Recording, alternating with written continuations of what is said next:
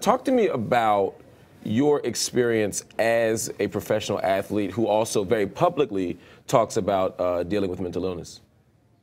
Well, I think it's been a good experience so far. I mean, sure, I went through the bumps and bruises of having to advocate for myself to a billion-dollar corporation. But other than that, I think I've actually been successful in terms of if you look at the rate of success between, or what could have went wrong. I could have easily been out of the league by now and been blackballed and things like that, but that hasn't happened yet. And still a work in progress. I think we have a long way to go in terms of the NBA and professional sports and society when it comes to mental health. I'm a problem because I'm not afraid to say what I think, and I'm not afraid to stand alone, even amongst the NBA community, the players and the union and the NBA office and David Stern and Adam Silver. I'm not afraid to stand alone in my own circle and say, hey, listen, you guys aren't respecting mental health.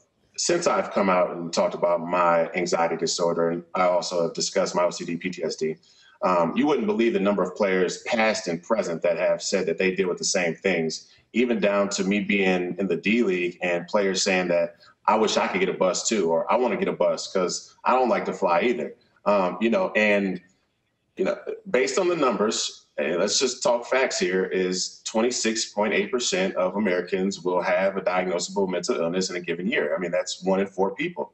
And the NBA doesn't escape that umbrella because we're professional athletes, nor does, the people that work in the corporate office at Target, right? So I think if we use that scope, then it's obvious that me, Ron Artest, and Delonte West aren't the only ones that suffer. If I was to make an educated guess, I would guess that Adam Silver and David Stern and the Rockets organization, some other owners in the league, GMs, want me gone.